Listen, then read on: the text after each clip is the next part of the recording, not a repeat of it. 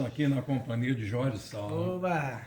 Leandro Soares, André Deire, e queria que vocês falassem um pouquinho aqui para o Divã Cultural, para os nossos seguidores, como é que foi a concepção desse espetáculo, né? Porque vocês são três, mas como é uma tríade que parece um organismo vivo, vocês três, né? São três ao mesmo tempo, um só. Como é que vocês conseguiram esse resultado tão surpreendente e tão divertido, numa noite tão divertida, no palco, para essa plateia que ovacionou vocês? Fala aí. Bom, primeiro nós somos amigos desde os 15 anos, né? A gente fez tablado juntos, Sim. então nós sempre nos acompanhamos e na verdade chegou um momento que a gente falou, pô, vamos fazer uma coisa nós três juntos. E aí atacamos o Leandro e falamos, vamos fazer uma coisa, você não tem nada escrito. E ele tinha cenas que ele escreveu em 2006. Tem quase 20 anos os textos dessa peça. Então, ali a gente teve esse start do reencontro, que é a coisa, Um texto que eu já tinha mexido, já escrevi na minha época de faculdade na Unirio, que eu já tinha mexido, eram muito inspirados naquilo que a gente chama, né, de forma um pouco teatro do absurdo, né, que é um termo bastante questionável e tudo, mas assim, que se, né, naquele arcabouço ali que tá o Beckett, o Ionesco, o Jean Genet, essas dramaturgias onde personagens fazem muitas simulações de outros personagens, coisas viram outras coisas, algum elemento da realidade está alterado, né? Muito nesse lugar. E aí eu mexi neles alguns anos depois eu fui voltando nesses textos, eu fui deixando, quis montar, aí não acabei não montando, aí foram ficando abandonados. Aí eu estava em cartaz com o André, no Café Pequeno, e aí é uma coisa bem prática, bem pragmática, bom teatro isso. A gente olhou o borderô da peça que a gente fazia, que estava enchendo, mas tinha muito ator, que era mulher é muito personagem, né? Aí a gente falou, virei pro André e falei assim, André, esse borderô aqui, não mulher que tem 14 personagens, mas assim, se a gente fizer um negócio assim de 3... dá pra gente não ter prejuízo. Vamos chamar o George? Aí pega a história daí. Chamamos o George. E aí, realmente, quando o Leandro mostrou esses textos, a gente ficou... A noite da leitura dos textos, ou tarde, não me lembro. Foi noite, foi final de tarde. Noite. Algo assim, tava escurecendo. Um crepúsculo. A gente teve, assim, foi incrível. Foi uma catarse coletiva nossa lendo aqueles textos. Foi riso de sair lágrimas simulado aqui. Da A gente máscara. encontrou, Aquela não, a cena da coisa máscara, a gente de perder as horas, né? Para ver, eu sou psicólogo. O primeiro encontro do Freud com Jung demorou 13 horas. Sim. Isso, é. Precisa gastar aquilo tudo, né? Catarse. Exatamente. Para nós foi totalmente catártico.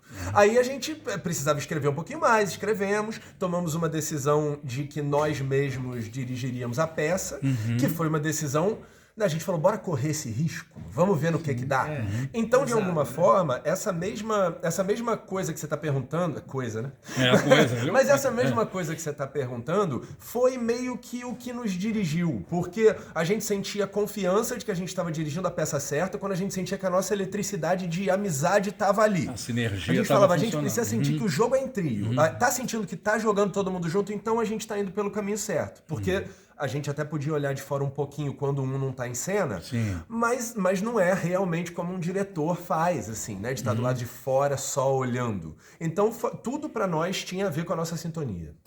E isso eu acho muito bacana, porque, na verdade, quando você está com o espetáculo é um todo, né? Então, todo ator, apesar de você ter a discriminação diretor, mas todos são atores, todos são um pouco diretores, então vocês somaram o lado diretor, ator e roteirista de cada um para fazer uma única energia. Né? E uma coisa que eu achei muito interessante, como é que um texto, que já estava desde 2006, aí vocês vão tendo experiências isoladas, e essas experiências isoladas vão somando para que aquele texto se transforme. Você deve ter tido essa sensação de que você pegou o texto, quando você revisava ele ou reencontrava ele, nossa, mas quanta coisa somou. Esses anos todos de... Foi exatamente. A disciplina que eu fazia quando eu escrevia na Unirio chamava Escrita Cênica e Dramatúrgica do Século XX. E a professora era a Ângela Materno, que para mim é uma das melhores professoras que eu tive na vida. E tratava dessas dramaturgias muito ali do pós-guerra, né? Quando a sociedade está muito fracionada, muito desestabilizada, e essas dramaturgias que alteram aquele realismo, aquelas convenções realistas, embora cada autor faça de um jeito diferente, não seja um movimento único, não tenha uma unidade, mas são dramaturgias que desafiam algum elemento do teatro e alteram na forma, alteram no conteúdo. E eu acho que agora, que a gente também vive um momento pós-grande tensão política, assim, né? A gente faz um humor que ele comunica com todo mundo, sabe? É uma forma de a gente indo pelo absurdo sempre com asterisco, sempre entre aspas, mas pela loucura do absurdo, pela forma disruptiva da dramaturgia, a gente acha que consegue comunicar questões sérias sem esbarrar em alguma coisa ideologicamente que vai afetar e vai afastar. A gente vê que, assim, pessoas de opiniões políticas e ideologias distintas vêm e se identificam com a peça. E que não conhecem teatro, né? Não tem Sim. talvez uma referência, né? Consegue se identificar com as questões humanas, universais da vida, né? Que é aquilo que vocês marcam bem, né? Existe o teatro profissional, existe o teatro que é a vida, né? Você viver é fazer teatro como o Boal. O Voyage do Boal da abertura. A gente passa esses vídeos. Antes desses vídeos, a gente ficava se mandando por WhatsApp. Antes da gente saber que peça seria essa. Antes da gente ter necessariamente lido os textos. E também depois que a gente leu e decidiu, a gente trocava esses vídeos dos mestres do teatro. E aí a gente foi... mesmo, né? E é legal que o público já vai entrando no clima. Quando eles vêm, peraí, mas A gente nem percebeu falou que isso. todos eles tinham esse denominador em comum do teatro falar sobre a vida. E o Boal acho que traduz isso de forma mais direta naquele vídeo que ele fala que o ser humano, uma coisa é fazer teatro, outra coisa é ser teatro, que todo mundo é teatro, que todo mundo performa. Eu acho que sempre que alguém está diante do outro, do olhar do outro, tem presença acontecendo ali, tem teatralidade, mesmo que não seja teatro. E como é que foi orquestrar esse tempo? Porque vocês são amigos, mas têm os seus compromissos profissionais isoladamente. Vocês coordenarem essa agenda, né? De conseguirem fazer esses ensaios e tal, mesmo com os compromissos profissionais paralelos. Ou vocês deram um tempinho para se dedicar? Não, a gente conseguiu, a gente tinha horário de manhã, né? A gente pegava as manhãs da gente. A gente foi vendo o que dava pra fazer, né? Assim, aonde que a gente se encaixa. Aí, você perguntando isso, me lembrou que a Miradade fala que para um espetáculo dar certo, os atores precisam merecer manifestá-lo. E eu acho que aconteceu, assim. Talvez a gente estivesse merecendo que as nossas agendas se encaixassem ali naquele momento. E aí, de repente, todo mundo podia na mesma hora. E aí a gente começou a ter umas rotinas de semana, assim. E às vezes acontecem essas coisas, né? Assim, na vida de ator, às vezes vem um monte de trabalho ao mesmo tempo.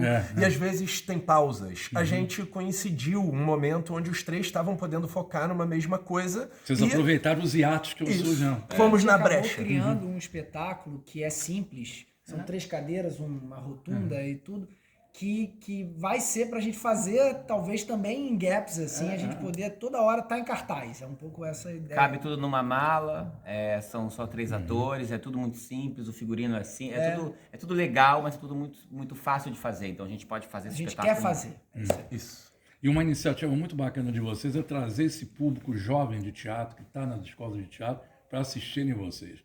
Porque eu sei que a palavra didática fica meio desgastada pelo tempo, mas vocês conseguem ter essa didática de uma maneira tão dinâmica que as pessoas que nunca ou ainda estão estudando, peraí, mas eu me identifiquei com a comédia dell'arte, Sófocles, então vocês dão uma aula, Tem um apanhado, mas de né? uma maneira inteiramente lúdica, que é realmente o exercício de teatro, né? Como é que tem sido o feedback desses jovens quando assistem vocês e até em relação a uma crítica das próprias escolas de teatro que eles estão fazendo hoje em dia? Eles adoram, né? É bem Eles legal o gostam retorno. muito. Quando tem estudante é mais legal, porque assim, o público gosta muito da peça, tem uma resposta ótima, mas quando tem estudante é um negócio mais caloroso, muito bom. O feedback tá maravilhoso.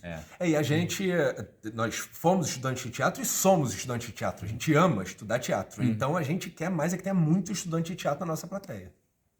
Para poder cada Obrigado, vez mais, né? querido. Olha, Muito queria obrigado. agradecer demais e convidem o público do Divã Cultural para assistir. Bora. Valeu. Pessoal do Divã Cultural, vem assistir A Coisa, que tá aqui no Teatro Ipanema, sempre de sexta a domingo às 8 horas da noite. E sigam o nosso Instagram, @acoisateatro, onde nós falaremos também das próximas temporadas. Esperamos vocês. Mas tá acabando. Tá? Vem Tem logo, poucas vem logo. apresentações. Valeu. Obrigado.